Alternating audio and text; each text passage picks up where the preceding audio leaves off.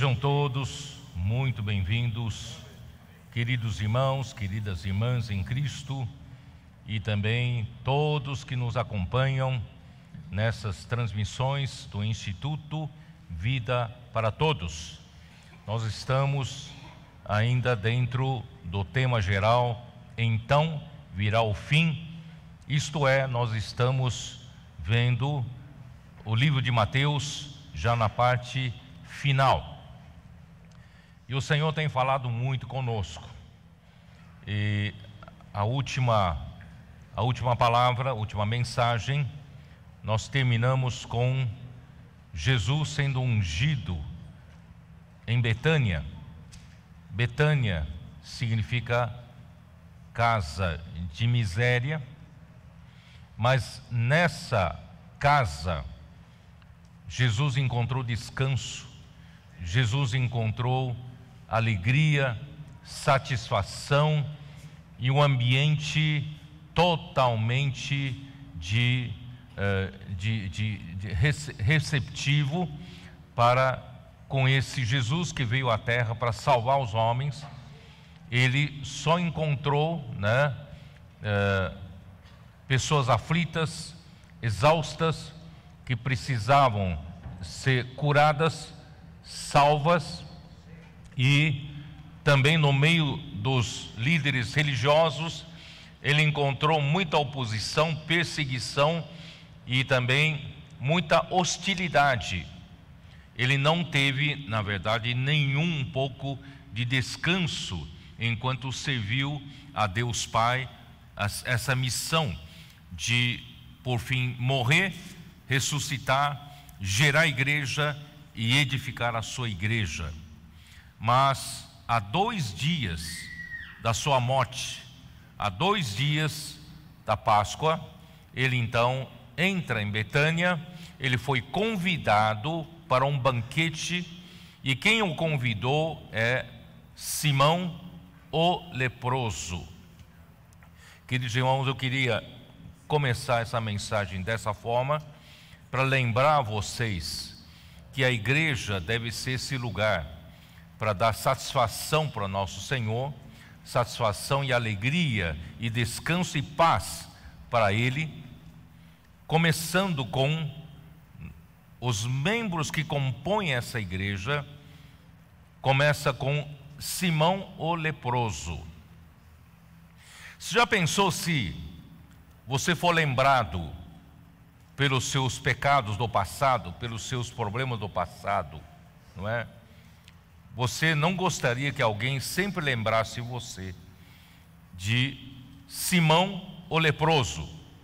Virou seu sobrenome, o leproso. Você já pensou? Mas nessa casa da miséria, é importante, irmãos, para nunca nós nos esquecermos quem nós éramos. Nós somos, nesta mensagem é importante nós sempre lembrarmos que nós éramos rebeldes, com lepra, nós éramos pecadores, e nós estávamos mortos em nossos delitos e pecados. Mas um dia Cristo nos salvou, Cristo nos curou da nossa rebeldia e nos trouxe para a sua casa. E nós também éramos o Lázaro, o segundo personagem que aparece nessa casa no registro de João capítulo 12, era o Lázaro. Lázaro era aquele que havia morrido, não só morrido, mas havia passado 4 dias da morte, já cheirando mal. Irmãos, nós éramos homens mortos em nossos delitos e pecados, e nós só podíamos estar escravizados pela morte, escravizados pelo pecado e escravizados pelo velho homem, pela nossa carne. Nós não tínhamos outra opção para viver. A única opção é escolher a parte boa da carne, mas também a carne. Então, nós estávamos mortos, mas graças a Deus, estando mortos em nossos delitos e pecados, Ele nos deu vida. Hoje, queridos irmãos, nós temos vida, nós estamos em ressurreição. Mas tudo isso foi possível depois que Ele passou pela morte e ressurreição. Por isso era importante que Jesus, naquela última semana aqui na terra, nesse momento, há 2 dias da sua morte, era necessário Ele continuar firme nessa direção, resoluto, para que pudéssemos ser salvos de vivermos pelo velho homem, pela carne, e nós passamos a viver em novidade de vida, passamos a viver em ressurreição, passamos a viver pelo novo homem. Aleluia! Irmãos, essa é a igreja em Betânia. Nós somos esse lar em Betânia. Nós não temos, irmãos, nada que nos gabarmos. Infelizmente eu vejo alguns irmãos salvos pelo Senhor, entram para a vida da igreja, ganham algum destaque, tem algum resultado, algum sucesso e acaba se tornando arrogante, achando que tem que ter uma voz ativa na igreja, as suas opiniões têm que ser ouvidas. Irmãos, quem somos nós? Nós éramos Simão o leproso, nós somos um Lázaro morto e hoje fomos ressuscitados. Então a nossa reação na igreja, irmãos, é de gratidão. Nós não temos cobrança. O que há no meu coração, irmãos, é gratidão. Eu não mereço nada disso. O Senhor mudou meu rumo, não só me salvou, perdoou meus pecados. Hoje, segundo Pedro, na sua segunda epístola, ele nos regenerou por uma viva esperança. Hoje eu tenho uma herança incorruptível, inacessível, reservada para mim nos céus, que está guardado pelo poder de Deus. E Deus vai nos dar, quando chegar o momento da nossa salvação completa, a salvação da nossa alma. Irmãos, isso não é maravilhoso? E nós passamos a participar, irmãos, como diz Paulo em Efésios, passamos a participar de toda a bênção espiritual nos lugares celestiais em Cristo. Hoje nós podemos buscar as coisas lá do alto, podemos pensar nas coisas lá do alto, porque nós já morremos com Cristo e a nossa vida está oculta em Cristo, em Deus. E hoje, irmãos, não estamos mais fadados a sermos escravos do pecado. Chega de viver pela carne. Eu tenho opção. Eu posso colocar minha mente no Espírito. Eu posso produzir fruto de justiça para Deus no meu viver. Aleluia. Irmãos, aí eu sou também a Marta. A Marta serve ao Senhor. Irmão, nós temos aqui, todos os que estão aqui, irmãos, eu vejo, todos vocês estão dispostos a servir ao Senhor. Nós não servimos por dinheiro, nós não servimos por um salário, nós não servimos por um benefício, nós não servimos para buscar glória e fama aqui na terra, nós não servimos, irmãos, para buscar um reconhecimento pelo que nós fazemos na igreja. Nós servimos porque nós amamos ao Senhor. Nós servimos ao Senhor pela gratidão no nosso coração de quem nós éramos, quem nós somos hoje. Os comportores que estão aqui nas ruas, faça sol, faça chuva, eles estão ali preocupados pelas almas das pessoas. Eles não servem por dinheiro, eles não servem por interesse próprio, eles servem por amor. E todos os demais serviços nós servimos por amor. E eu ainda tenho dito para os irmãos, cada um precisa quebrar o seu vaso de alabastro puro de nardo puro, sabe, que custa, né, na época, o salário de um ano. Calcule quanto você ganha, né, por mês, multiplica por 12, é quanto custa aquele vidrinho de perfume. Outro dia entrei numa farmácia, vi um creme, R$ 369. Falei, eu não compro esse creme, muito caro. Agora você imagina salário de um ano seu. Esse vaso de alabastro, a Maria quebrou para ungir os pés do Senhor Jesus. Os discípulos acharam um desperdício. Mas, irmãos, para com o Senhor, nós devemos servir ao Senhor e estamos loucos de amor pelo Senhor. Nós, entre aspas, desperdiçamos a nossa vida toda para o Senhor. Desperdiçamos nosso tempo para o Senhor. Nós desperdiçamos nossa energia para o Senhor.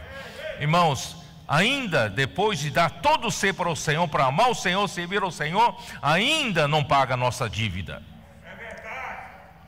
É ou não é verdade? Ó Senhor Jesus. Por isso, irmãos, o Senhor precisa, no final dos tempos, Ele já tem chamado os trabalhadores da última hora, os trabalhadores que não o servem de uma maneira convencional, tradicional, burocraticamente, de uma forma quadrada. Não, esses não conseguem trazer o Senhor de volta, não conseguem encerrar esta era que Deus quer fazer a sua vontade. Deus quer edificar a sua igreja. Nós vamos ser os trabalhadores da última hora, e já vimos falando que segue o Espírito, segue a palavra profética, somos simples, obedientes, mas vamos acrescentar mais um elemento hoje: o amor. Vamos ser loucos de amor pelo Senhor. Nós não fazemos em troco de nada, nós fazemos é por amor. Não, ou não é? Vamos amar o Senhor mais loucamente. Quando era jovem, no tempo que eu namorava, numa inundação aqui em São Paulo, atravessei a inundação para encontrar com ela. Todo olhado. O que não se faz por amor? Irmão, vamos amar o Senhor loucamente. Isso faz você servir ao Senhor fora da caixa. Eu quero essa manhã lembrar os jovens que haverá fábrica de vencedores no sábado que vem. Irmão, será um evento especial, inesquecível. Na verdade, nós celebramos a volta presencial da fábrica de vencedores. Então nós vamos nesse auditório fazer uma festa no sábado que vem. Jovens, adolescentes, crianças, quiserem sair juntamente com os pais, podem participar. Os jovens de cabeças brancas também podem. Está dentro? Não precisa atingir a cabeça não. Irmãos, essa manhã eu quero reservar um tempinho agora na parte da manhã, porque ontem eu fui convidado para palavrinha rápida com os que estão coordenando conferência de jovens, conferência de adolescentes. Eu dei uma palavra de alinhamento. Irmãos, por fim eu disse para eles que se a nossa preocupação nesse momento for somente salvar os nossos adolescentes das ideologias malucas que estão surgindo, porque uma irmã me mandou, né, no WhatsApp alguns vídeos mostrando como esse mundo está feroz, atacando ferozmente os nossos meninos dessa idade. Muitas mídias estão sendo publicadas, muitos filmes estão sendo executados, bons filmes de boa qualidade, para mostrar para os nossos adolescentes, já fazendo a cabeça deles, de que essa questão de casamento entre homens e homens, mulheres e mulheres, isso é a coisa mais comum. Os nossos adolescentes precisam se libertar desses pensamentos, né, tradicionais, antigos. Eles precisam aprender a viver livres. Essa é a... Não diga amém, não. Eles querem influenciar nossos adolescentes. Mas, irmãos, não adianta a gente dar palavras de advertência para os nossos adolescentes. Cuidado com isso, cuidado com aquilo. Eles podem ouvir você na hora da conferência, mas amanhã a pressão do dia a dia é muito grande. E o medo de ser rejeitado pelo grupo é muito grande. Então a pressão vai fazer o sucumbir. Vai chegar um dia, vai ficar tarde quando você quiser acudi-lo. Por isso, irmãos, não basta apenas com palavra advertir.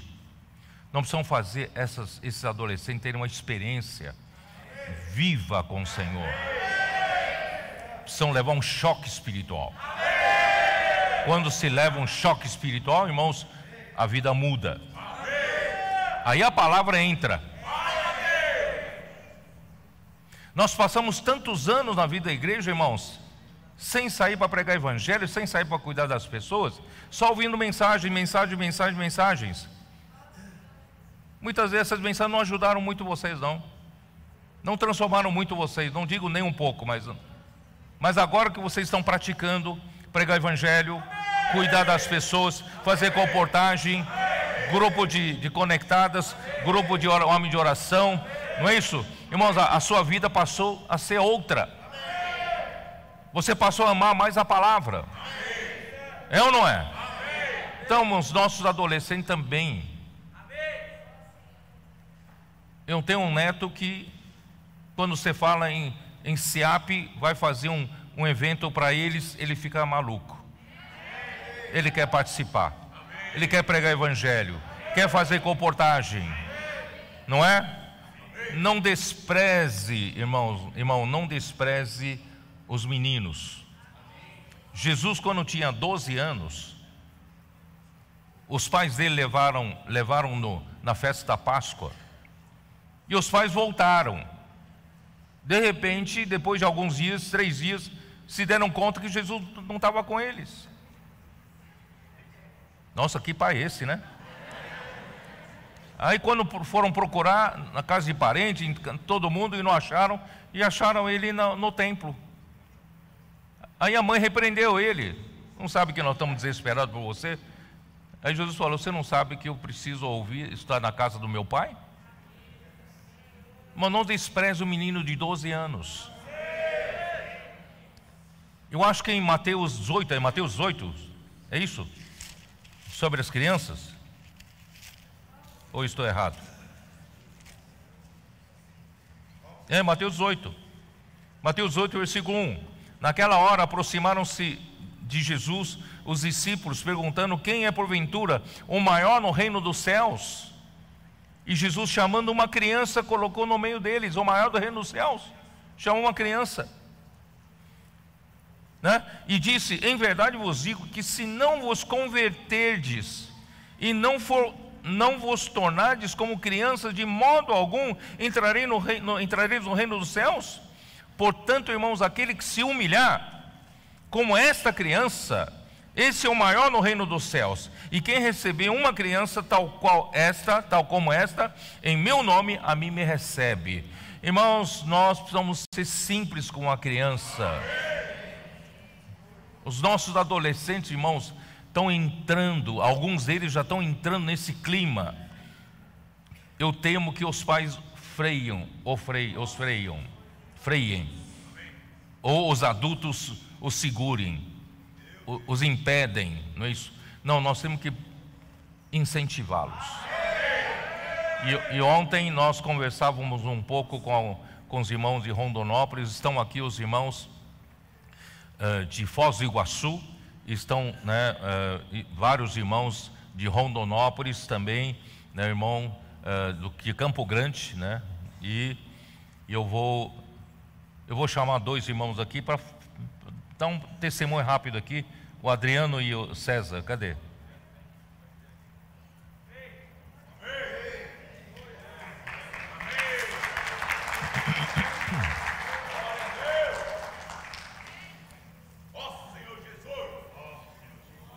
César, que está subindo primeiro, ele tem um filho de 8 anos. E o Adriano, que vem atrás, tem um filho de 13, né? 13 anos. E pode ficar aqui perto de mim, por causa da câmera, né? É bom vocês serem gravados. Dá para a câmera jogar a câmera para eles, não? Dá? Tá. Então, irmãos, eles deram um testemunho, irmão, como muitas vezes nós desprezamos esses meninos. Irmãos, o que esses meninos estão fazendo é o que Deus Pai havia prometido ao Filho, de que Ele daria esses meninos como gotas do orvalho, para formar os exércitos de jovens santos. Isso está em Salmos 110, versículo 3. E essa promessa está em Salmo 2, versículo 11, se não me engano. É? 7, 8, né? Ele diz assim: pede, versículo 8: pede que eu te darei as nações como herança, os confins da terra como tua propriedade. O pai pediu para o filho: pede, se você me pedir, eu vou te dar, né, toda a terra como herança. E aí Salmo 110, então ele vai mostrar como ele vai dar a terra por herança. Nesse tempo final, ele vai levantar, vai despertar os meninos, ele vai despertar os jovens como gotas do orvalho. Irmãos, enquanto que o mundo intensifica com o mistério da iniquidade, tentando afogar nossas crianças, afogar nossos adolescentes, nossos jovens, irmãos, o Senhor também está despertando. Amém. Despertando um grupo de jovens, grupo de adolescentes e crianças, irmãos, para servirem ao Senhor. Amém. Compartilhe um pouquinho, compartilhe um pouco. Meus irmãos, Jesus é o Senhor. Graças ao Senhor por essa palavra profética, nos dá direção. Como o Pedro disse, eu tenho um filho de 8 anos, Miguel, e o Adriano tem um de 13. E eles temos visto algo diferente neles, né? Principalmente no meu lá em casa. Ele ama estar nas reuniões. Ele ama ir na reunião de oração. Ele ama ir na reunião do sábado, né, ministerial e do Partido do Pão. E também ele ama pregar o Evangelho. Ó Senhor Jesus. E assim, tem uma amizade muito boa entre o meu filho e o filho do Adriano, né? Tem 13 anos e 8. E eles sempre estão grudados, né? E eles marcam ali no WhatsApp: vamos sair hoje, né? Vamos sair hoje. E eles amam também estar no CEAP junto com os CEAPistas. Então é algo, como o irmão Pedro falou, constituído, eles estão tendo experiências com o Senhor. E todos os Avança Jovens que tivemos em Rondonópolis, eles foram, né? Para acordar, para ir para a escola durante o dia é difícil, mas para ir para Avança Jovem, só chamar e dar um pulo. Ó Senhor Jesus. E assim, esses dias ele teve uma experiência na escola, né? 8 anos, um colega chegou nele com problemas, 8 anos, né? E aí ele falou: posso orar por você? E ele orou pelo seu coleguinha na escola. Ó Senhor Jesus. Então, eles pensam, irmão, fora da casinha. Eles não têm vergonha. Ele chegou lá em casa e disse: pai, eu moro na frente da padaria, né?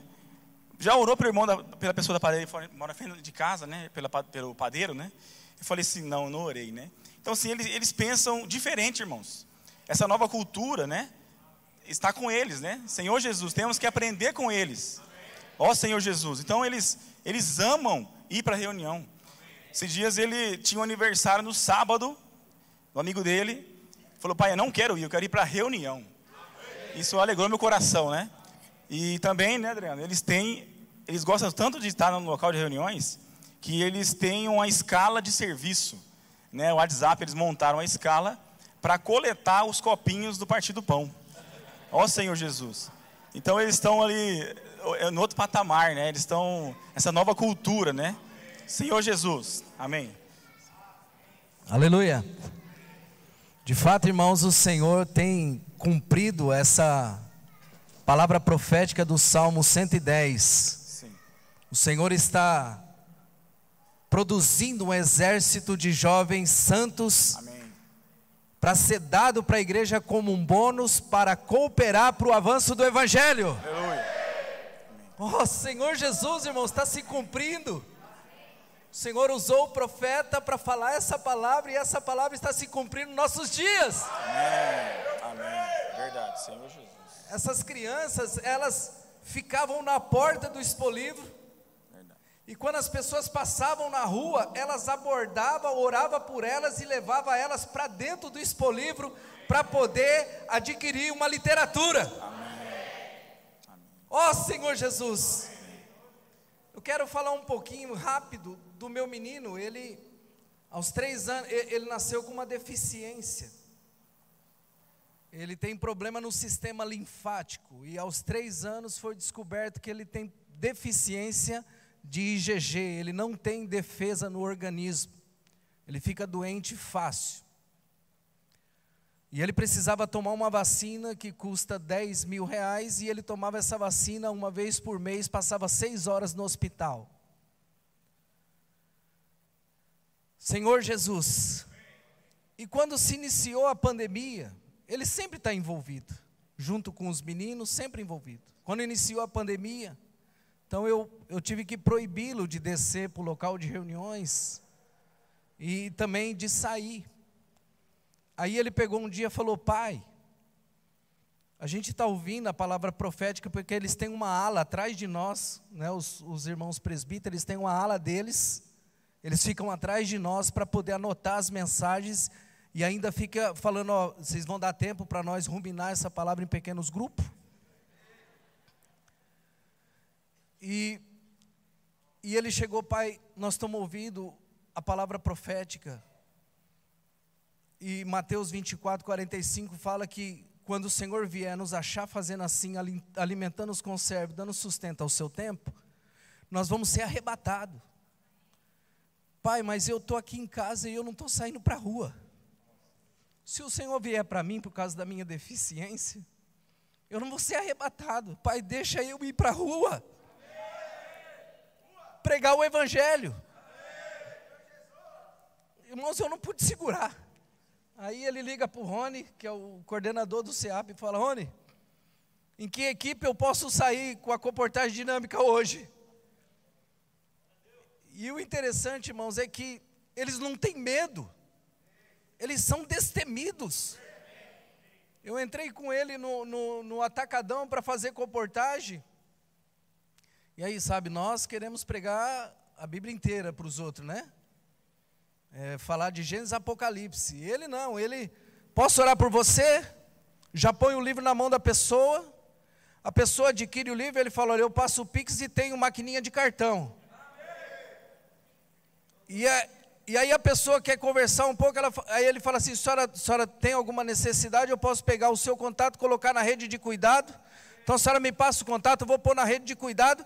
A pessoa dá o contato para ele, ele vira as costas e parte para cima da outra. Irmãos, eles são destemidos. E a percepção que eles têm, irmãos, é fantástica, e não tem medo. Ele abordou um senhor e o senhor excomungou ele, falou: rapaz, você não tem o que fazer não, vai estudar. Aí ele pegou, virou as costas, e tinha uma irmã na farmácia e viu o homem maltratando ele. E essa irmã, ela tinha parado, ela não está reunindo. E ele abordou essa irmã, e a irmã pegou e falou: não, Samuel, eu não quero livro agora não. Ele falou: não, mas eu quero fazer uma oração por você.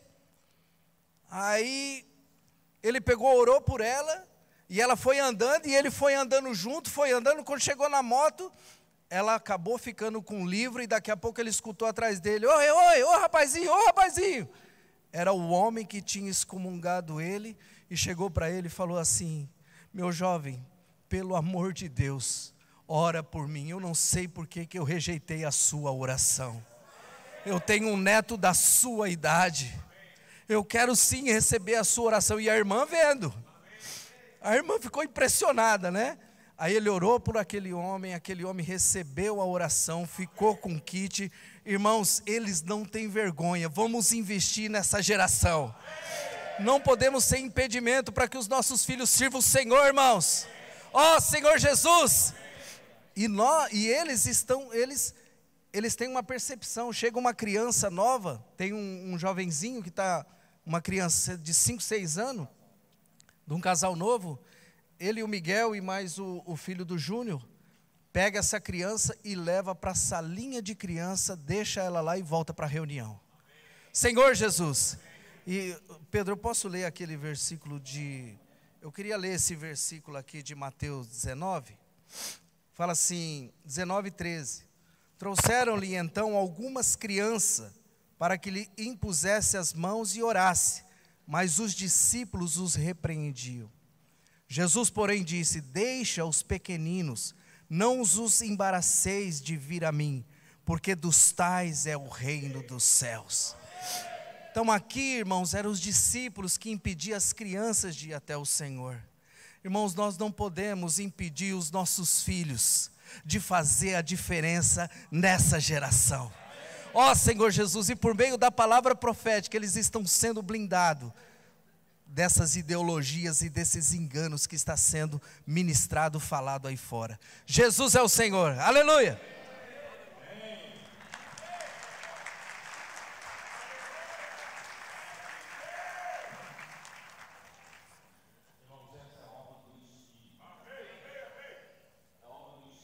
Esse momento final, nós estamos na conclusão dessa era, a igreja está cooperando com o Senhor, né, edificando a igreja, resgatando as pessoas das ruas, para poder encerrar essa era, e nesse momento final, irmãos, muitos milagres, muitas coisas excepcionais começam a surgir, e vocês sabem que nós estamos, né, acompanhando uma guerra no leste europeu, ali na Ucrânia está havendo uma guerra, um país está sendo destruído pela guerra, mas irmãos, no meio da guerra,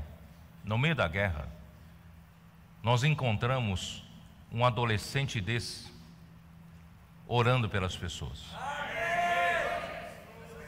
Eu pedi para passar esse vídeo, eu não sei se está pronto.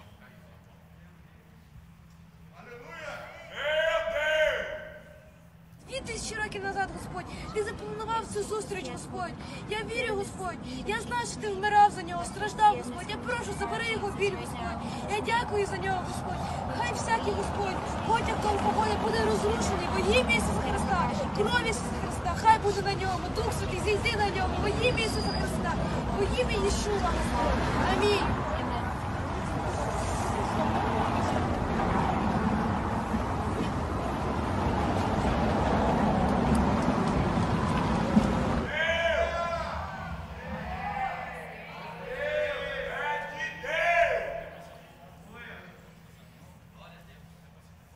Passa de novo, passa de novo.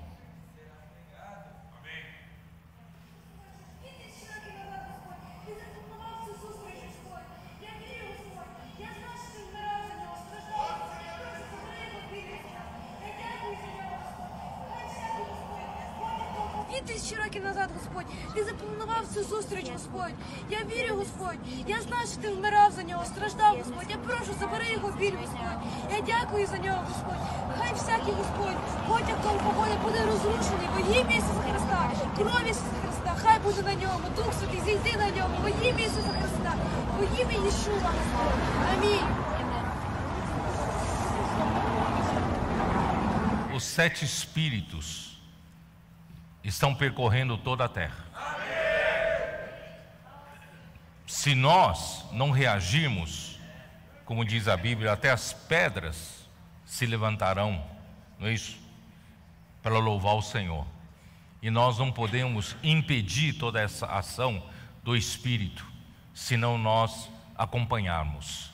Por isso, irmãos, eu quero repetir que os trabalhadores da última hora precisam, né, ter não só tudo aquilo, todas as virtudes e qualificações que eu já falei, mas precisamos agora do amor. o amor, fazemos tudo por amor. Nós não fazemos nada em troca de nada, nós fazemos tudo por amor. Vamos nos derramar como loucos de amor pelo Senhor. Em tudo em que servimos, irmão, nós servimos ao Senhor por amor, porque Ele merece. Eu preciso ir para a mensagem de hoje. Estamos na mensagem de número 29. Nós vamos falar da última Páscoa de Jesus. Para que tudo isso fosse possível, irmãos, ter essa vida da igreja maravilhosa, Jesus ainda tinha que morrer. E Jesus ainda tinha que sofrer nas mãos dos principais sacerdotes e escribas, né? E ele tinha que ser entregue aos romanos para ser crucificado. E depois, ao terceiro dia, Deus o ressuscitaria. E assim a igreja seria gerada. E a igreja, pela vida de ressurreição, seria edificada. Irmãos, veja como é importante a sua morte e ressurreição. Sem a sua morte e ressurreição, irmãos, não existiria a redenção, não existiria perdão dos pecados. Sem a morte e a ressurreição, irmãos, nós não teríamos como ser nascidos de novo, nascidos como filhos de Deus, receber a vida de Deus dentro de nós, e não teríamos como, irmão, nos edificarmos com outras pessoas, porque a vida na carne que nós tínhamos era totalmente avessa, né, a edificação, a relacionamentos. Mas graças a Deus, né, fez com que Cristo morresse por nós, ressuscitasse por nós, para que a igreja fosse gerada, e hoje a igreja está sendo edificada. Maravilhoso. Mas para que tudo isso fosse possível, eu ainda tenho que falar. Jesus tinha de participar da última Páscoa, tá? Última Páscoa. Bom, vamos então para Mateus 26. Mateus 26, depois de relatar o que aconteceu em Betânia, versículo 14. Então um dos 12, chamado Judas Iscariotes, indo ter com os principais sacerdotes, propôs: que me quereis dar? E eu vô-lo entregarei. E pagaram-lhe 30 moedas de prata. E desse momento em diante buscava ele uma boa ocasião para o entregar. Irmão, se você está na igreja e não tiver um coração puro, você não tiver uma percepção de que você é um Simão leproso, se você não tiver a sensibilidade de você perceber que você era um que estava morto, vivendo uma vida totalmente sem nenhum sentido, né? Você não fazia nenhum avanço na obra de Deus, e a sua vida era uma vida em carne, no velho homem. Mas graças a Deus, Deus então ressuscitou você juntamente com Cristo. E hoje você pode viver, irmãos, nas regiões celestiais com Cristo, no novo homem. Você pode viver no Espírito, produzindo o fruto do Espírito, que começa por amor. É amor, bondade, longanimidade, mansidão, domínio próprio, né? Então, irmãos, graças a Deus, e você então se torna uma Marta que serve ao Senhor, sem querer nada em troca, é por amor. E você é aquela Maria que se derrama, paga o preço que for para o Senhor, até desperdício para os outros. Aí quando esse perfume é derramado, é quebrado, o perfume, a fragrância enche aquela sala. Você sabe que você está nessa sala. Sabia disso? Você está nessa sala, não fisicamente, mas você está nessa sala que está cheia de perfume.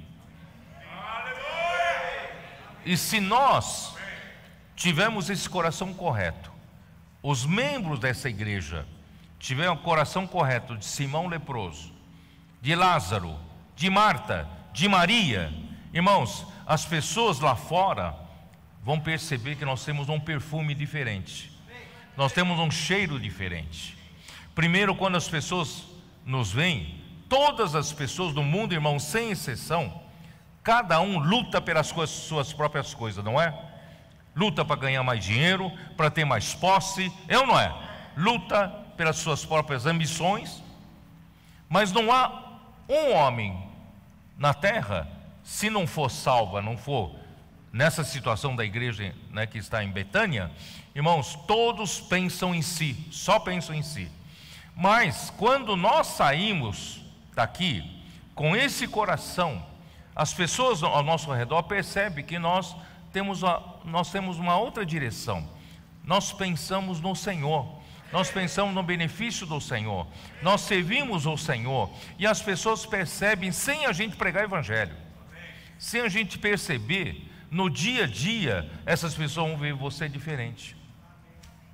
Pode ter certeza que um dia eles vão procurar você. Qual é a sua igreja? Onde você se reúne? Sabe, essa hora é a hora de você simplesmente dizer: nós temos um grupo de homens de oração, você quer participar? Praticamente 100% dos casos eles dizem sim. Nós temos um grupo de cuidado de mulheres, você quer participar? Sim. Vamos fazer isso, irmãos? Vamos fazer isso. E as pessoas vão ver que vocês, os comportores, se tiverem um coração correto, mas se o coração não estiver correto, a ganância é pelo dinheiro e por outra coisa, irmãos, essa fragrância não aparece. Mas quando o nosso coração é correto, fazemos isso por amor ao Senhor, não por nosso próprio interesse. Quando você fala para uma pessoa: posso orar por você? Até essa frase soa diferente. Posso orar por você? E depois que você ora, a pessoa vai dizer: tantas pessoas já oraram por mim, mas a sua oração foi diferente.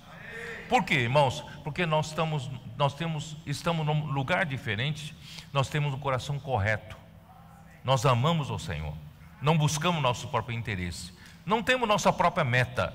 Nossa meta é fazer a vontade do Senhor, e o Senhor nos abençoa. Então, nesse ambiente, irmãos, nesse ambiente, aí aparece a traição, né? Versículo 14 e 15 que eu li, tá? Então, por isso que eu li em Cantares capítulo 8, versículo 7, vocês se lembram? Vamos lá, vá. O livro de Cantares, capítulo 8, versículo 7, que diz o seguinte: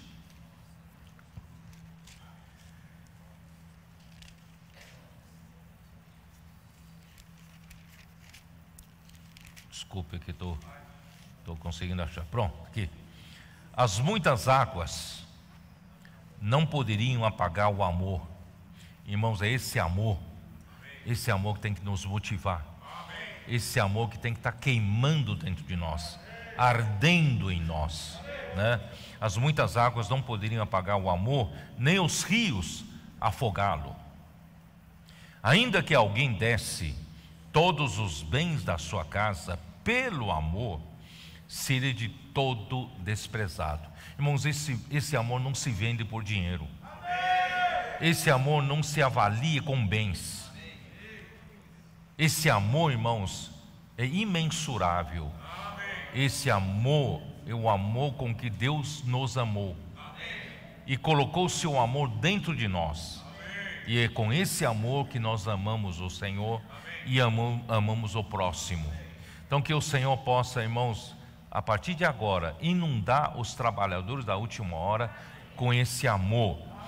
Agora, quem ficou medindo o custo de amar o Senhor foram os discípulos, segundo o registro de Mateus 26, e mais especificamente em João 12, foi Judas Iscariotes, né? Então, irmãos, Judas Iscariotes traiu Jesus por 30 moedas de prata. Ele achou que aquele vaso de alabastro era um desperdício ter Maria quebrado, né, o vaso, e ungido os pés de Jesus, porque valia 300 denários. E agora ele vendeu Jesus, ele que propôs, ele que deu o preço, tá? 30 moedas de prata. 30 moedas de prata, a gente não sabe exatamente quanto é, mas supõe-se que essas moedas são os tetradraquimas. Quer dizer, cada moeda dessa vale 4 dracmas. Então, que é também um shekel de Tiro e Sidão, né? Que shekel de Tiro vale 1 tetradracma. E o valor, e também é o valor de um escravo. Êxodo 21, abre a sua Bíblia em Êxodo 21, versículo 32.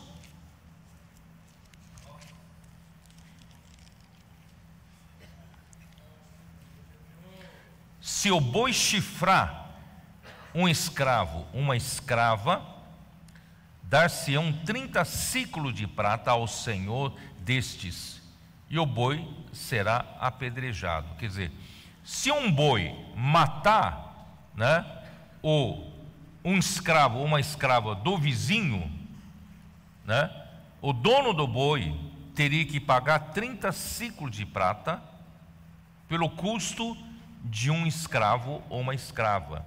Então, um escravo valia 30 ciclos de prata. E Judas avaliou o Senhor como um preço de um escravo. Quanto você avalia o Senhor? Quanto sabe quanto vale? São 120 dracmas, ou 120 denários. O perfume que Maria quebrou eram 300 denários. E Judas vendeu Jesus por 120. Não avalie o Senhor dessa forma. O Senhor é muito mais do que isso. Os discípulos acharam um desperdício que Maria fez, né? Irmãos, e Judas, ele aqui, né, eu ligo para vocês, ele propôs entregar Jesus aos principais sacerdotes por 30 moedas de prata.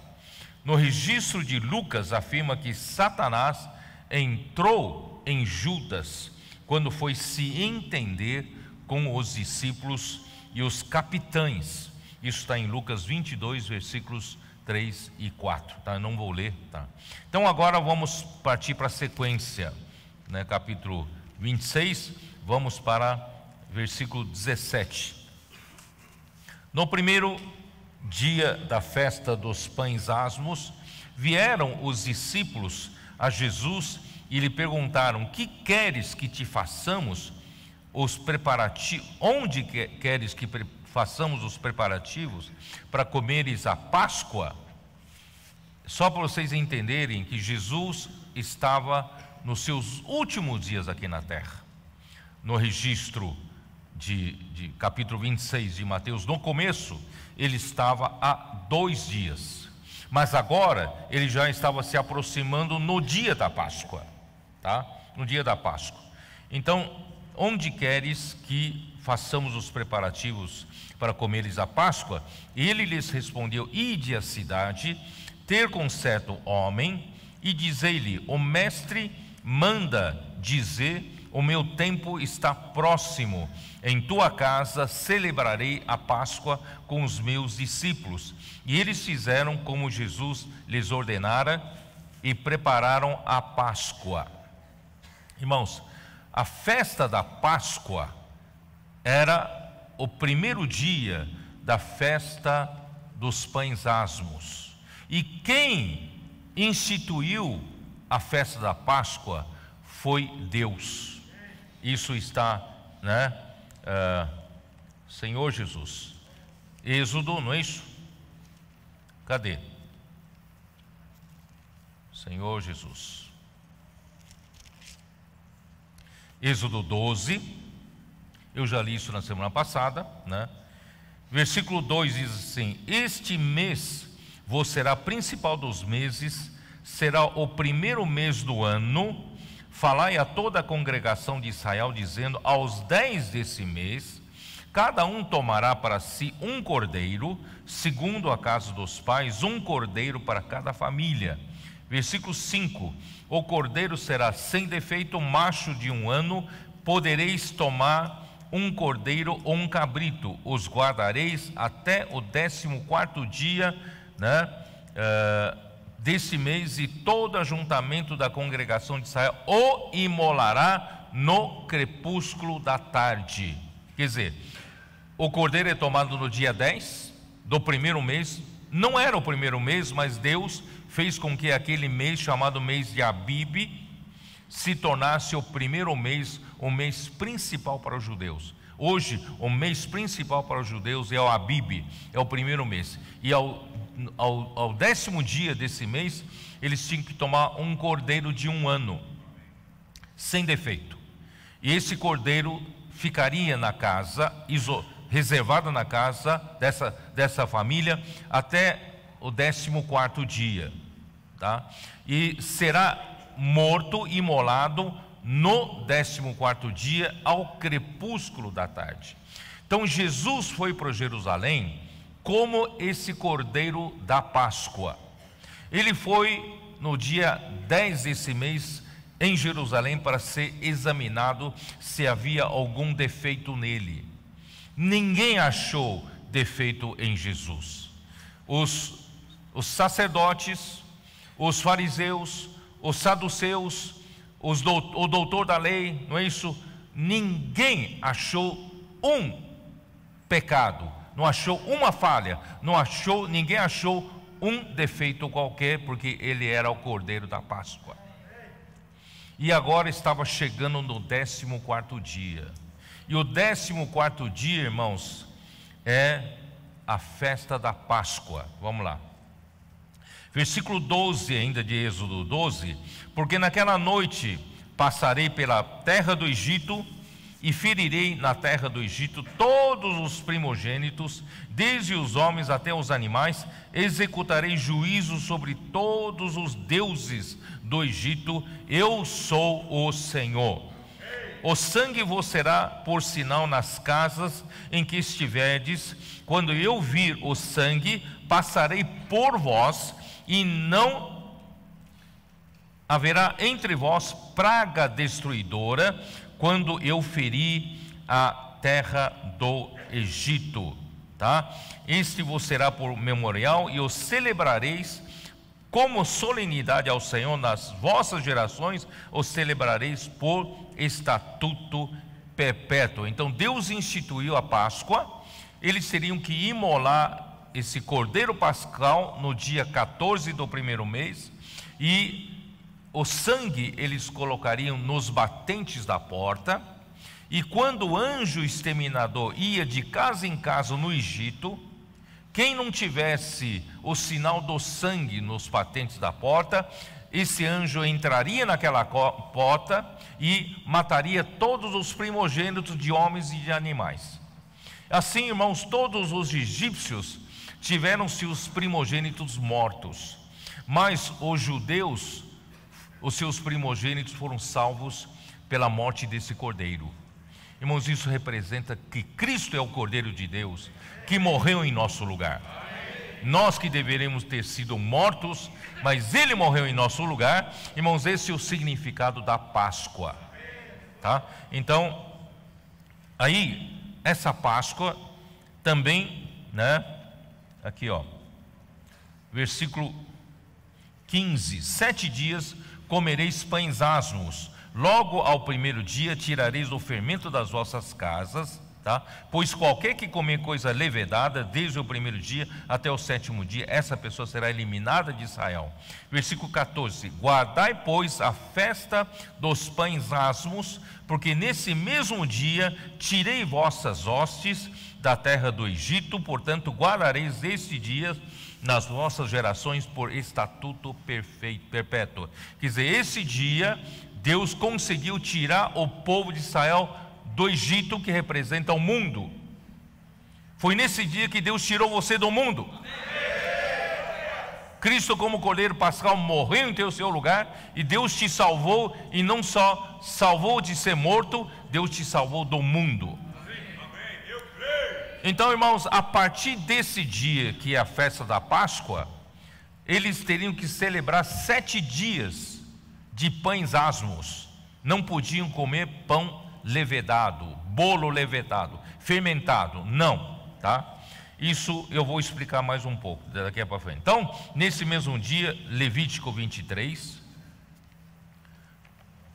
Senhor Jesus, Levítico 23, 5 e 6.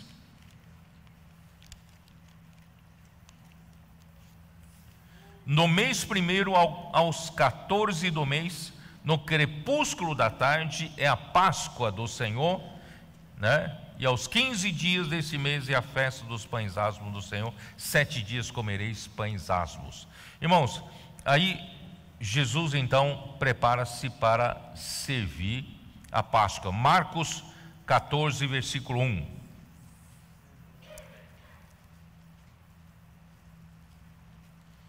Marcos 14, versículo 1. Dali a 2 dias era a Páscoa e a festa dos pães asmos, e os principais sacerdotes e os escribas procuravam como prenderiam a traição e o matariam, tá? Pois diziam, não durante a festa, para que não haja tumulto entre o povo, mas eles, pela soberania de Deus, eles mataram Jesus na Páscoa, tá? E também Lucas 22, 1.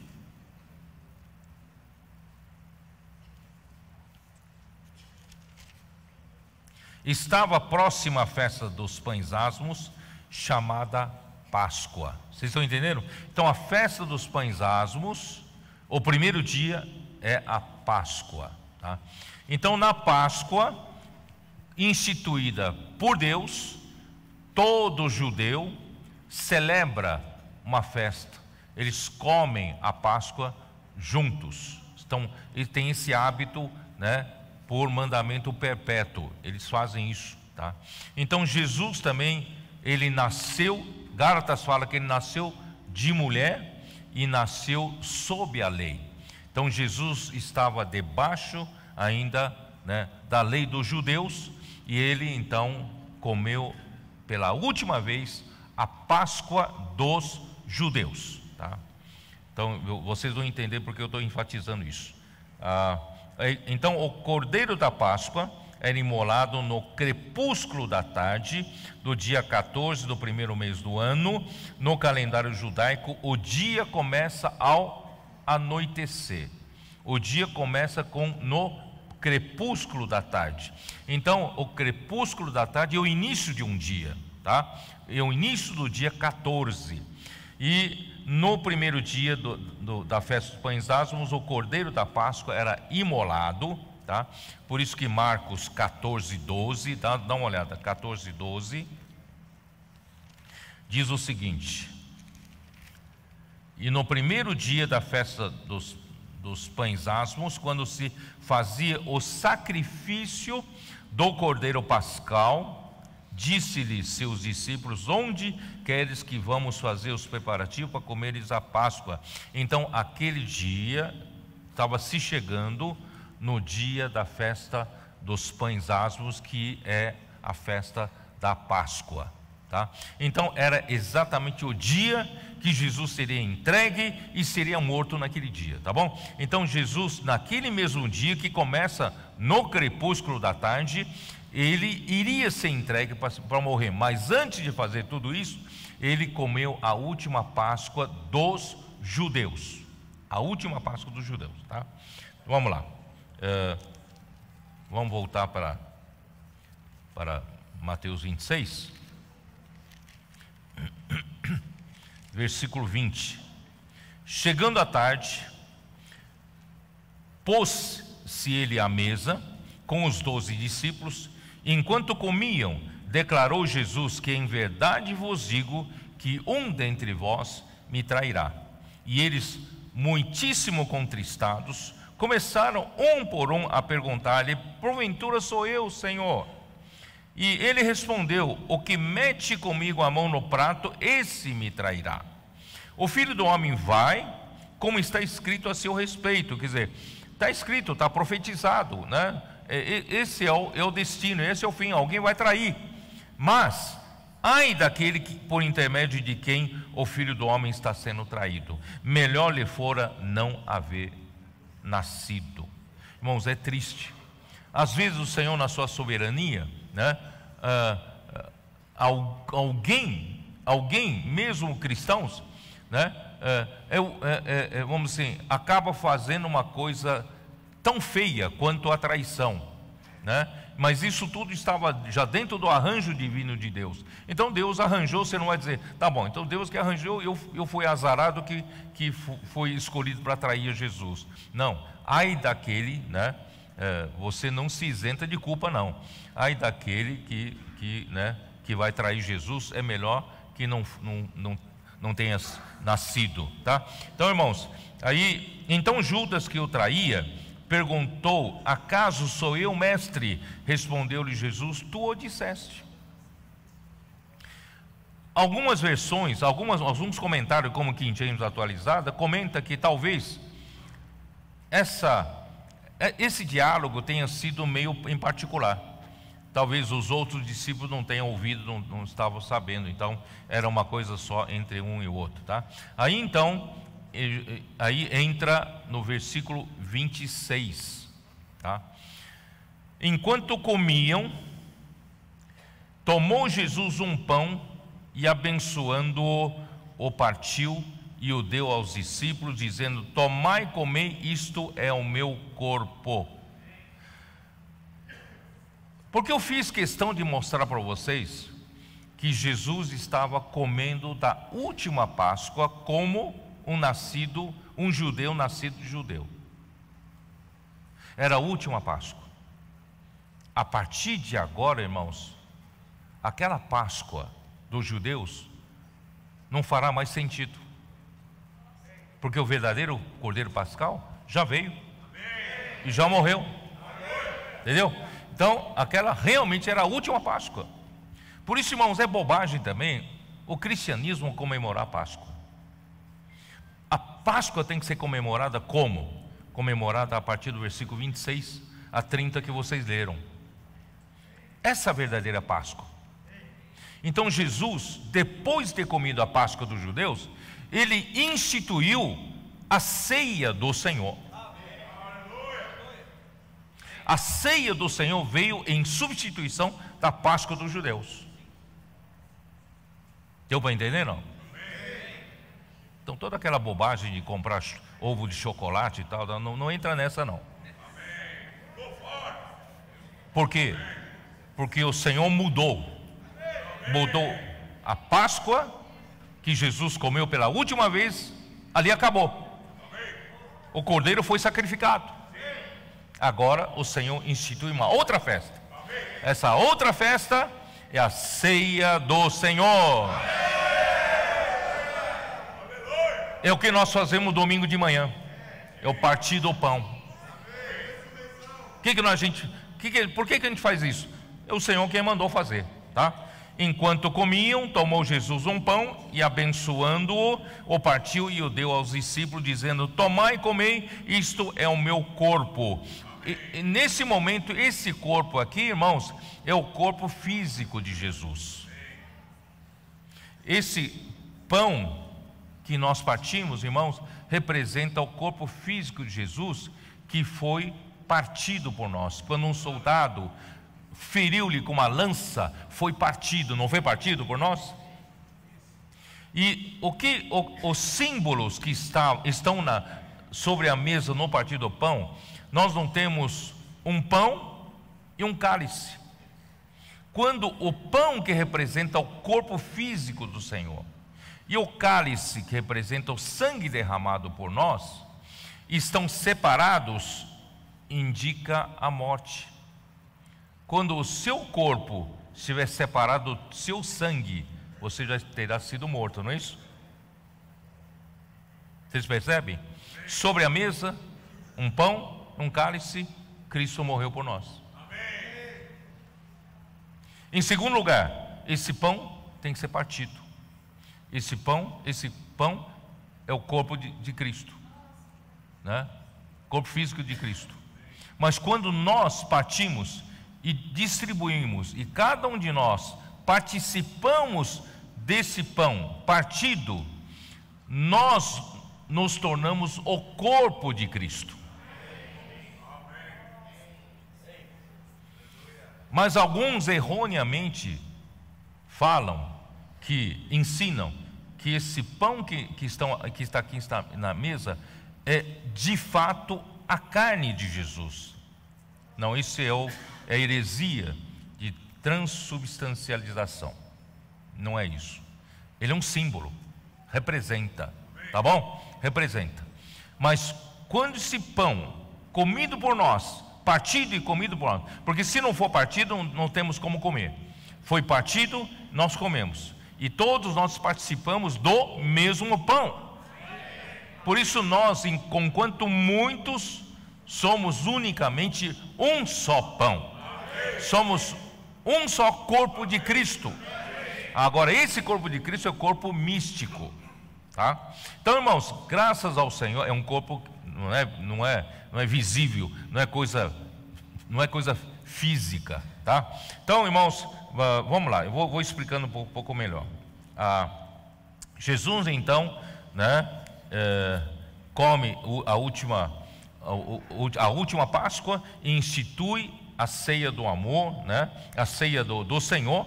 Então, vou dizer assim, nessa festa o Senhor nos oferece o pão e o cálice, tá? Aqui não diz o pão e o vinho, presta bem atenção, é pão e o cálice, tá? Vocês se lembram do hino que nós cantamos aqui? Que o Senhor, né, a porção que coube a Jesus foi a porção da ira, cálice da ira, mas a porção que cabe a nós é a porção da bênção. Então, quando nós tomamos um cálice, tomamos um vaso, um utensílio, um copo, né, significa aqui está uma porção, e o versículo que nós lemos, ele é um fruto da vide. Claro que nas refeições de antigamente eles tomavam vinho, porque não tinha refrigerante, não tinha, né, outra bebida tal, e eles tomavam era vinho.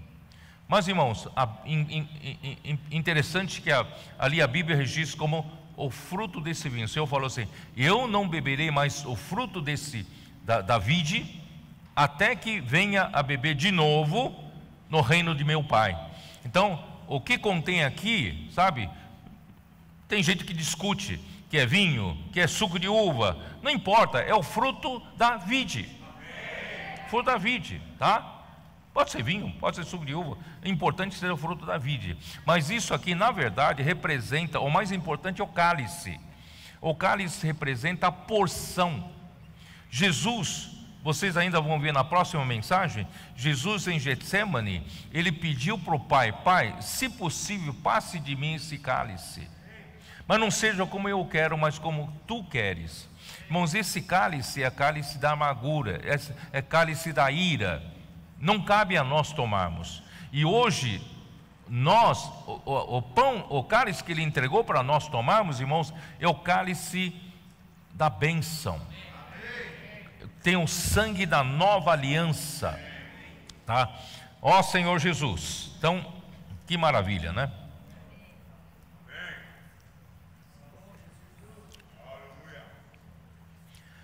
O pão representa-se o corpo físico que foi partido por nós na cruz para liberar a vida divina, com o fim de participarmos dessa vida, tornando-nos o corpo de Cristo.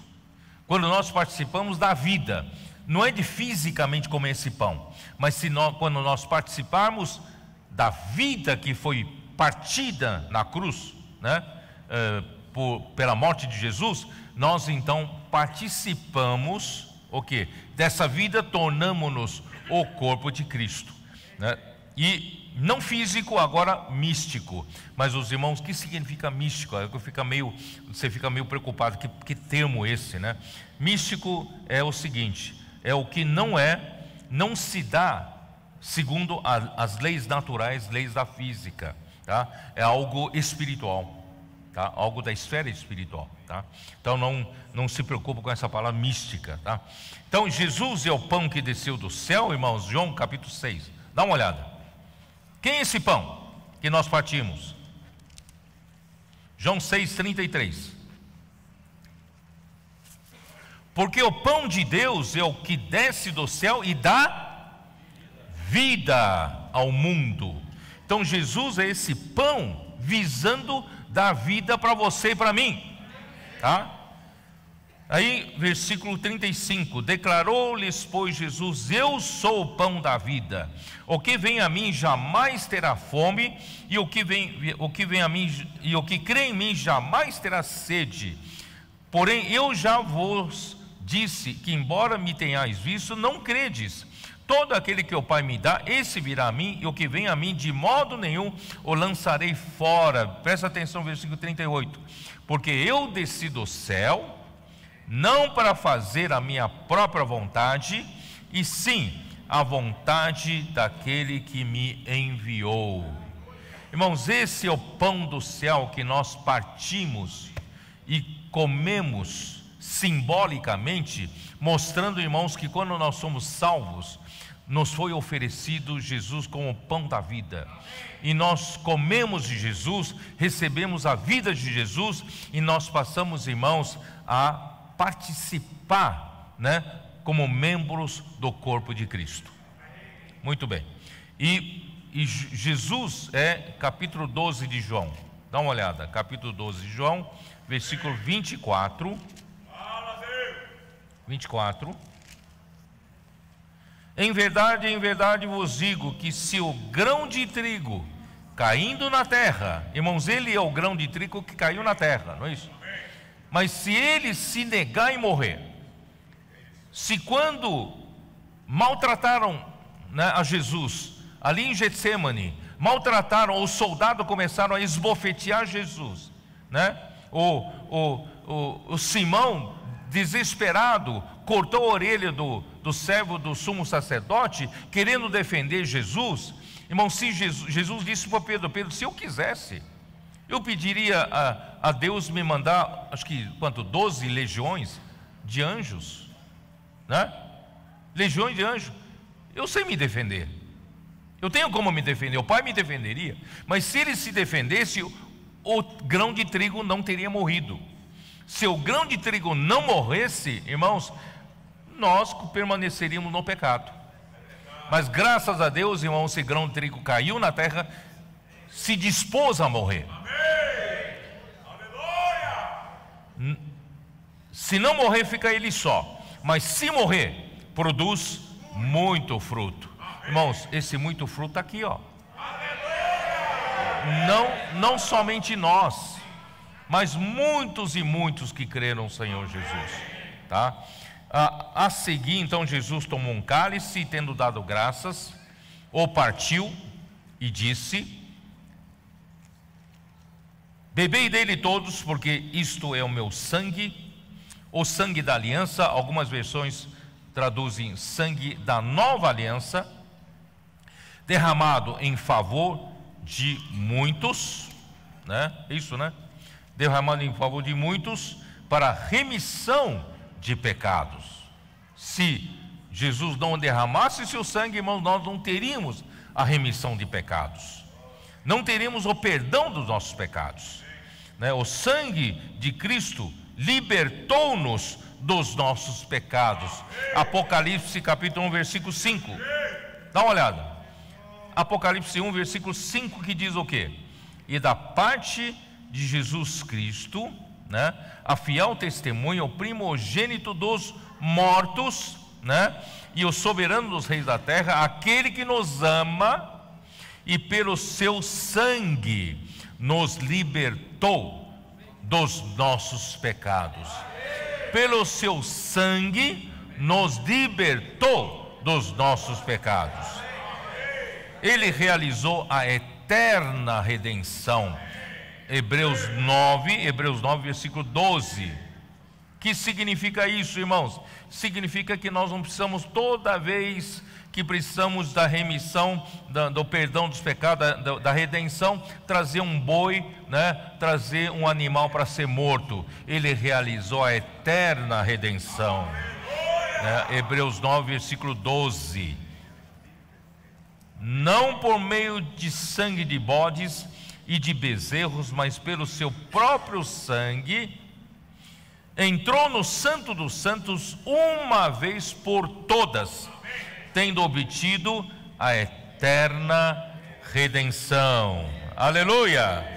Ele estabeleceu então o novo pacto, ele estabeleceu a nova aliança, estabeleceu o novo testamento pelo seu sangue.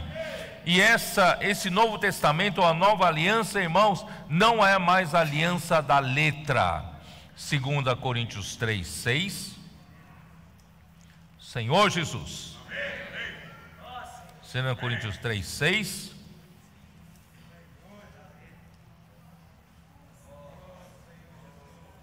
Eu vou ler desde 5, vai. Não que por nós mesmos sejamos capazes de pensar alguma coisa como se partisse de nós.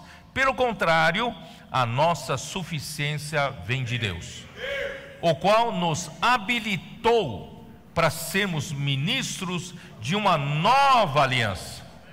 A velha aliança encerrou, nós entramos numa nova aliança.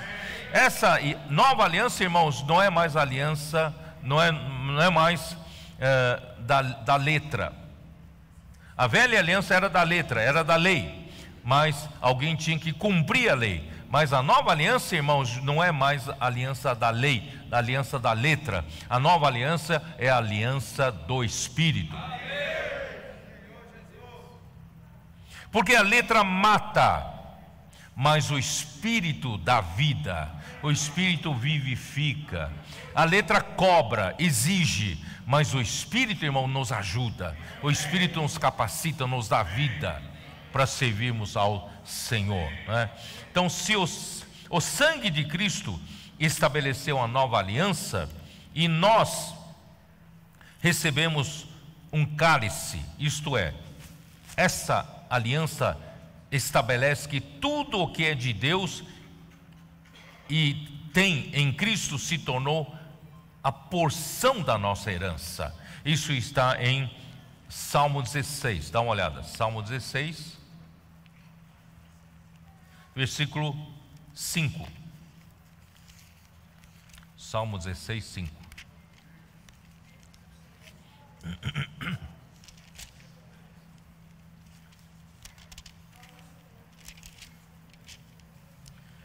O Senhor é a porção da minha herança e o meu cálice. Então, o cálice é a porção. Mas porção de quê? Porção da minha herança. Por isso, ele é o arrimo da nossa sorte.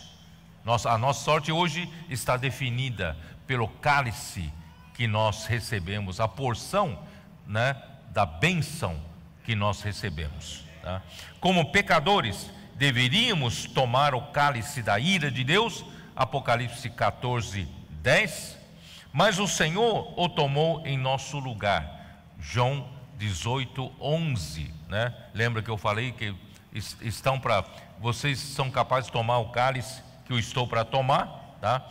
Mas nós tomamos o cálice da salvação. Salmo 116, dá uma olhada em Salmo 116. Ó Senhor Jesus, com toda essa explicação, irmãos, vocês vão entender por que nós reunimos para partir o pão domingo de manhã. Salmo 116, versículo 13. Tomarei o cálice da salvação e invocarei o nome do Senhor. O cálice da ira, Jesus tomou por nós, da amargura, mas o cálice da bênção nós tomamos para nós. E esse cálice da bênção é o cálice da salvação, é o cálice da nossa salvação. Por isso, irmão, nós estamos aptos para invocar o nome do Senhor. Todo tempo podemos tomar essa porção da salvação, todo tempo. Ó Senhor Jesus, nós tomamos um gole da salvação.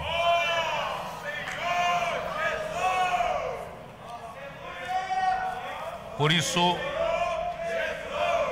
nós vivemos invocando o nome do Senhor. Vivemos tomando o cálice da salvação, tá? E esse cálice está em Salmo 23, que vocês conhecem bem, esse salmo. Esse cálice transborda,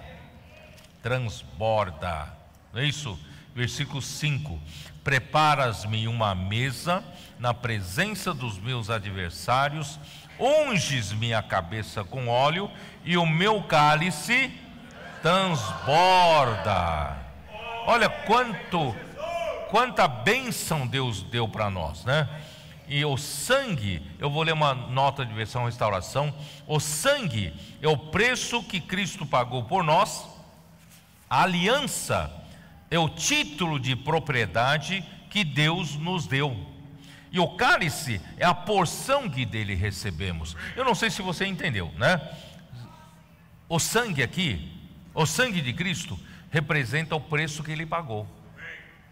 Por isso, irmão, dele vale mais do que 300 denários. Vale ou não vale? Esse é o preço que ele pagou.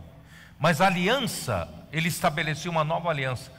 Essa nova aliança, irmãos, é o título de propriedade que Deus nos deu. Quer dizer, você hoje tem um título de que essa nova aliança foi estabelecida para você, pelo sangue de Cristo. Deus não pode mais voltar atrás. Você já tem esse título que garante. Um dia você pode mostrar para Deus: Deus, está aqui, ó, meu título. A nova aliança é o título da propriedade, tá? Deus não pode mais deixar de me dar as bênçãos da nova aliança. E o cálice é a porção. O cálice é a porção, né, da bênção, porção da salvação que Deus me deu. Por isso que eu invocarei o nome do Senhor, porque é a minha porção. Vamos tomar posse da nossa porção invocando o nome do Senhor. Invocar o nome do Senhor não é uma prática religiosa. Invocar o nome do Senhor, irmãos, é tomar posse da porção que Deus nos deu, porção da salvação, e é garantida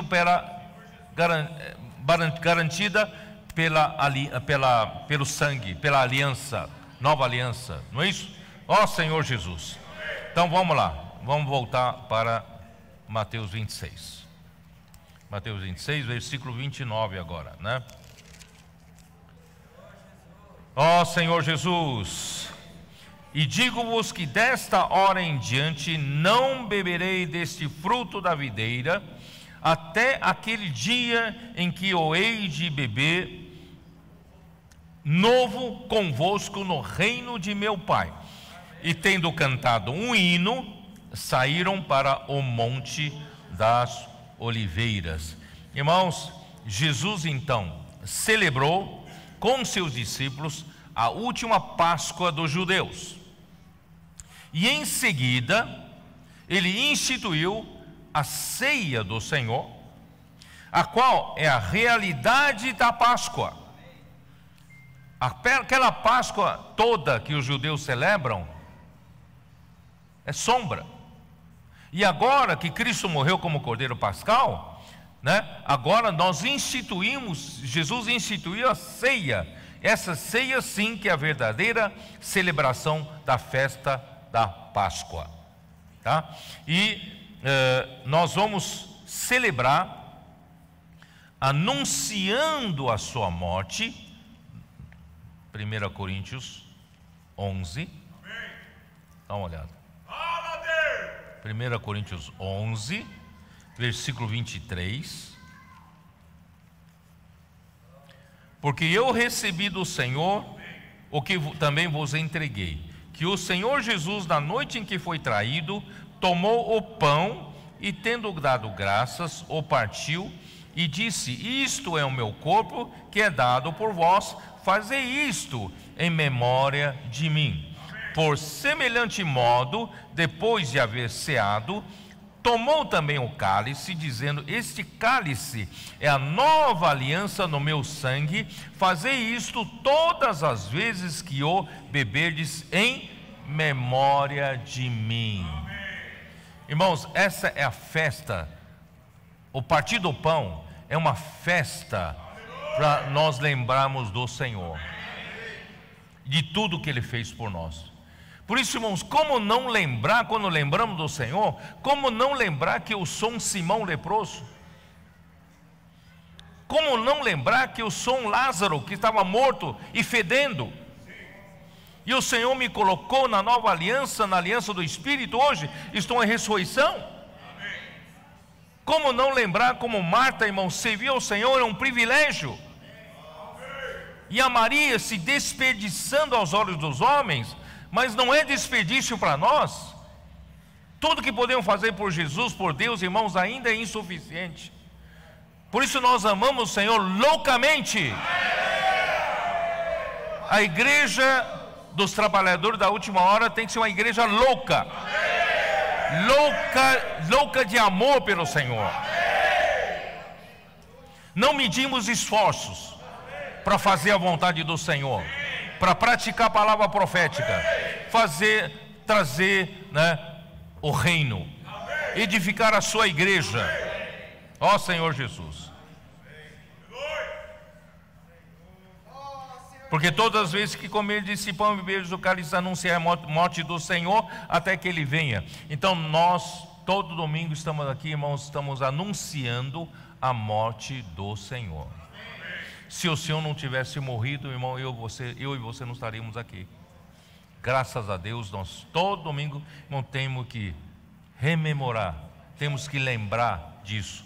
Isso nos torna humildes. Isso nos torna, irmãos, pessoas com gratidão no coração. Isso nos torna pessoas que amam o Senhor. Porque com o passar do tempo, irmãos, nós podemos tornar tudo isso comum, tudo isso, né, uma coisa corriqueira. Não é.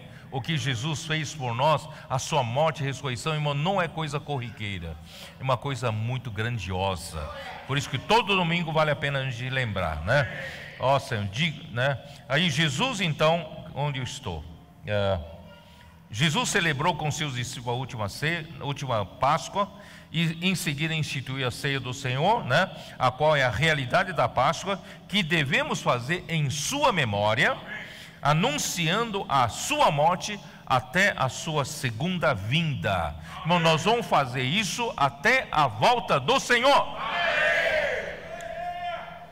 Então Jesus deu início a essa nova festa em sua memória, em substituição à festa da Páscoa do Antigo Testamento, a qual era para lembrar a salvação de Deus no Egito. Deus salvou o povo de Israel do Egito, né, para o povo pertencer a Ele como propriedade peculiar. Hoje a mesma coisa. Deus nos tirou do Egito pela verdadeira Páscoa, e hoje nós somos a sua igreja que o ama. Esta é a nova festa preparada pelo Senhor para que a sua igreja se lembre dele e da sua morte redentora, que nos deu vida com todas as bênçãos espirituais nas regiões celestiais em Cristo. Isso está em Efésios capítulo 1, versículo 3.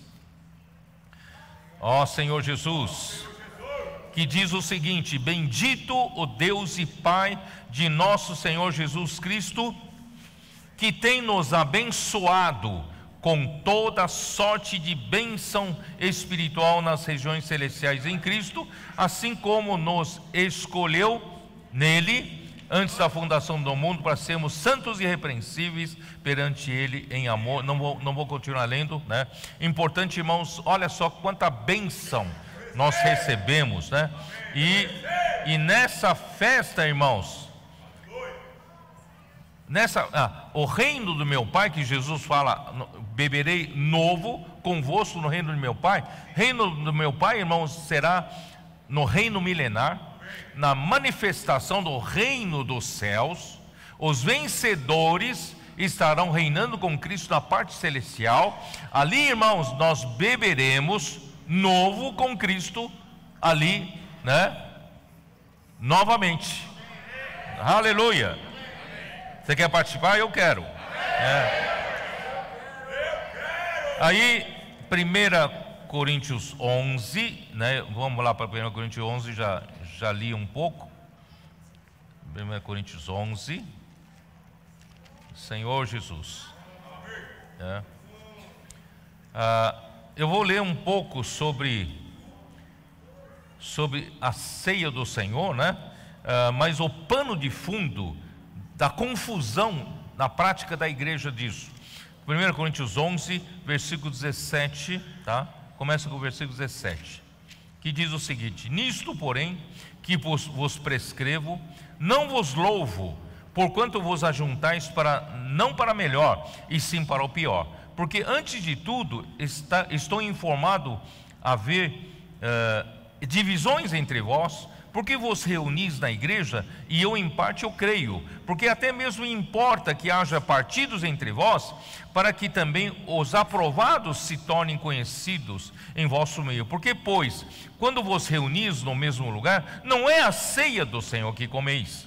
Porque ao comerdes, cada um toma antecipadamente a sua própria ceia, e há quem tenha fome, ao passo que há também quem se embriague.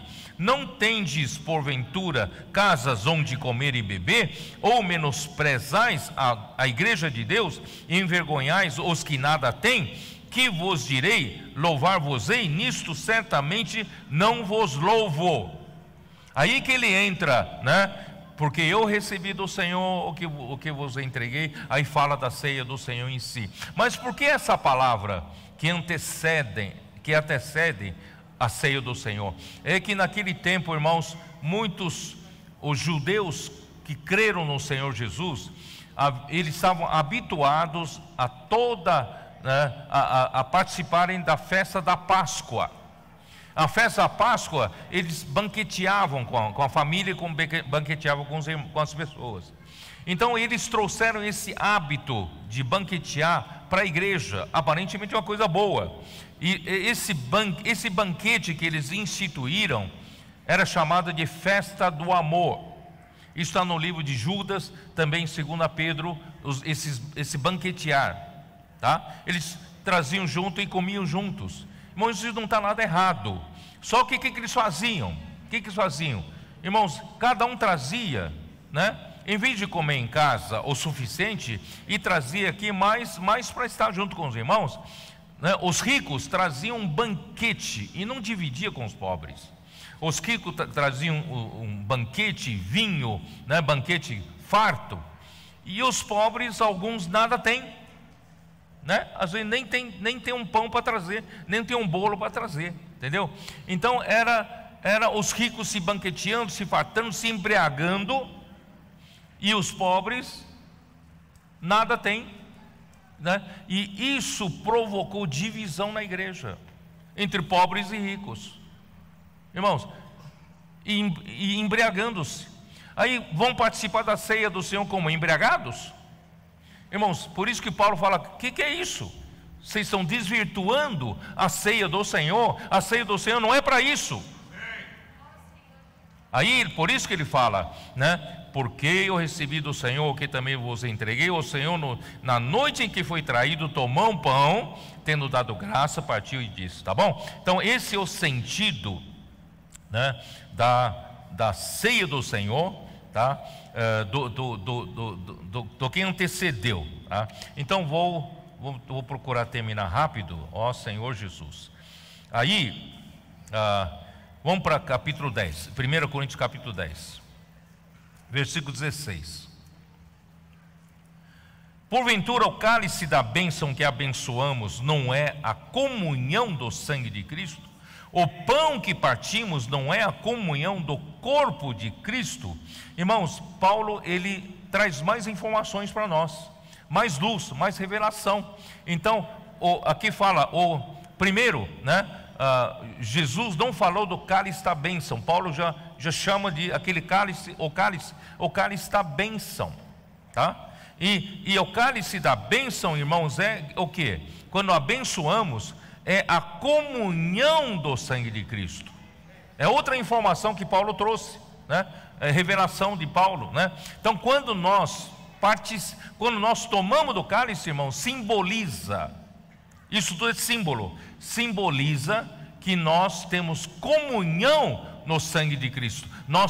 Comunhão significa participação, tá? Nós participamos. Essa palavra comunhão em grego é koinonia, que significa associação, participação conjunta ou coparticipação, tá? Então o pão que partimos é a comunhão do corpo de Cristo.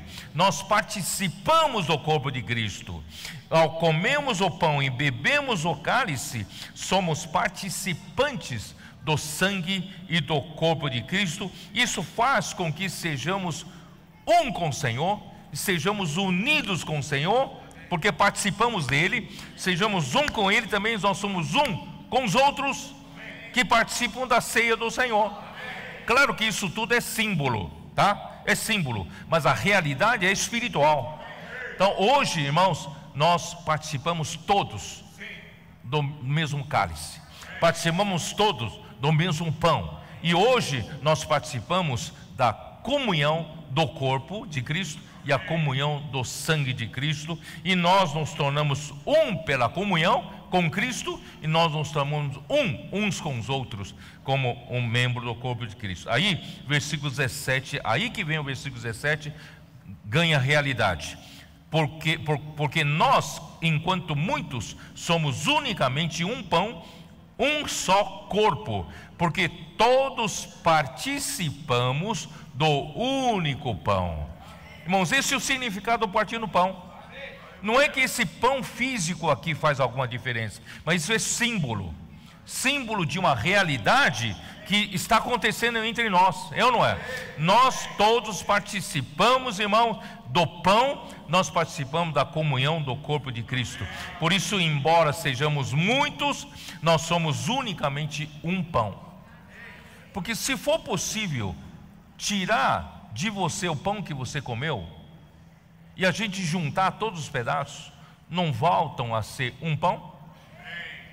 Então nós somos um só pão.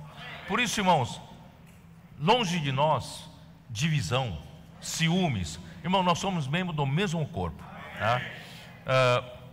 Considerai isso, né? Ó Senhor Jesus.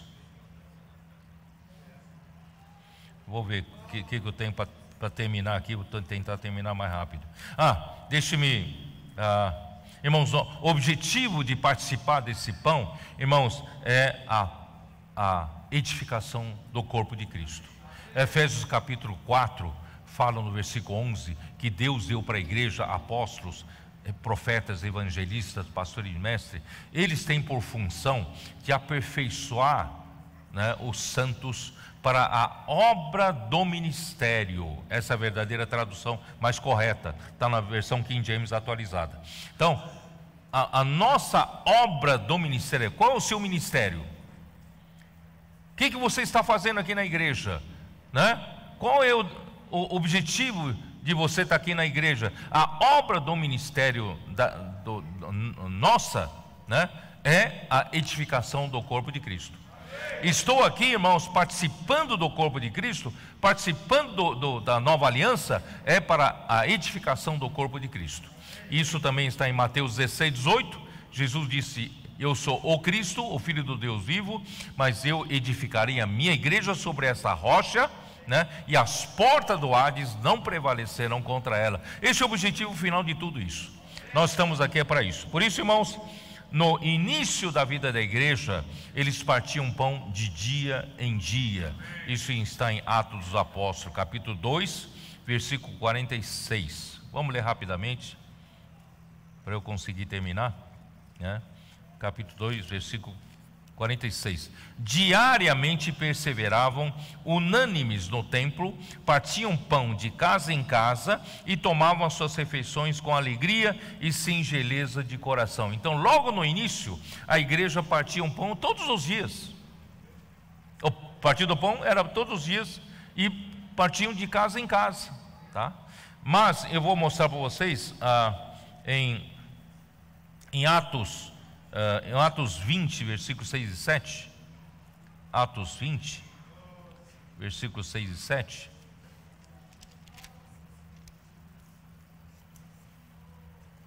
Paulo estava em Troade, tá? Ele ali diz: depois dos dias dos pães asmos, navegamos de Filipos e em 5 dias fomos ter com eles naquele porto, onde passamos uma semana. Quer dizer, Paulo passou uma semana com a igreja em Troade. Aí no versículo seguinte diz assim: no primeiro dia da semana. Que dia da semana é o primeiro dia da semana? É o domingo, é o dia do Senhor, né? Então, no primeiro dia da semana, estando nós reunidos com o fim de partir o pão. Ora, eles passaram 5 dias ali na igreja em Troade. Não foi mencionado que partiram pão, mas no primeiro dia da semana eles partiram pão. Isso quer dizer o quê? No tempo de Paulo, eles já tinham o hábito de partir o pão no primeiro dia da semana, né? Por que o primeiro dia da semana? Porque foi o dia da ressurreição de Cristo, tá? Em Mateus 28:1, vocês podem ver, tá? Vou ler só esse versículo, só para vocês saberem que é o primeiro dia da semana, né? Capítulo 28 de Mateus, versículo 1: ao findar do sábado, ao entrar no primeiro dia da semana. Irmãos, o primeiro dia da semana, Jesus, ele ressuscitou. Esse dia passou a ser dia do Senhor. Então, o primeiro dia é o dia, né, em que Paulo, na época dele, partia um pão, tá? O dia se tornou o dia do Senhor, porque em Apocalipse 1, versículo 10, chama do dia do Senhor. Dá uma olhada. Apocalipse 1, versículo 10. Achei-me em espírito no dia do Senhor, e ouvi por detrás de mim grande voz como de trombeta. Esse primeiro dia do Senhor foi chamado de o dia do Senhor. Primeiro dia da semana foi chamado o dia do Senhor. Irmãos, também é o dia em que nós nos reunimos para partir o pão. E 1 Coríntios 16:2 fala também que é o dia que a igreja se reúne e cada um trazer aquilo que preparou em casa para ofertar os bens. Também é o dia, né? Eu não vou ler tal. Então, irmãos, só terminar 1 Coríntios 11, terminar últimas coisas. 1 Coríntios 11, né? Versículo 27. Por isso, aquele que comer o pão ou beber o cálice do Senhor indignamente será réu, né, do corpo e do sangue do Senhor. Examine-se, pois, o homem a si mesmo, e assim coma do pão e beba do cálice. Pois quem come e bebe sem discernir o corpo, come e bebe juízo para si. Eis razão porque há entre vós, né, muitos fracos e doentes, não poucos que dormem, né? Porque se nos julgássemos a nós mesmos, não seríamos julgados, né? Mas quando julgados, somos disciplinados pelo Senhor, para não sermos condenados com o mundo, né? Então, irmãos, quando vos reunis para comer, esperai uns pelos outros. Se alguém tem fome, coma em casa, a fim de que não vos reunides para o juízo, quando as demais coisas eu vos ordenei, quando for ter convosco. Isso quer dizer o quê? Nós temos que discernir. O partir do pão é um momento solene, é um momento sério. Não estamos brincando aqui, nem estamos meramente fazendo uma coisa cerimonial, né? É um momento sério que Deus em Cristo instituiu, né, essa ceia do Senhor. Então, quando nós, né, pegamos o pão, que representa o corpo de Cristo, e o cálice que representa o sangue de Cristo, nós não tomamos de uma forma leviana.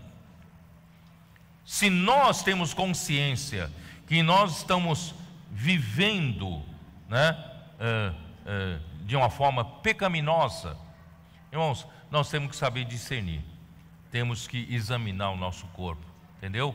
Se nesse momento eu tenho divisão com os irmãos, eu estou aqui promovendo divisão na igreja, irmão, então você não deve comer, né? Então assim, nós precisamos discernir o corpo, levar a sério esse corpo. Então essa mensagem tem por finalidade para esclarecer vocês sobre a reunião do Partir do Pão. Por que nós fazemos isso? Nós fazemos isso, irmãos, porque Jesus instituiu. Essa é a nossa festa. Olha, eu esqueci de ler para vocês a 1 Coríntios, né? É 1 Coríntios, onde está que fala nova festa? Esqueci de ler, esse versículo é importante. 1 Coríntios capítulo 5, versículo 7.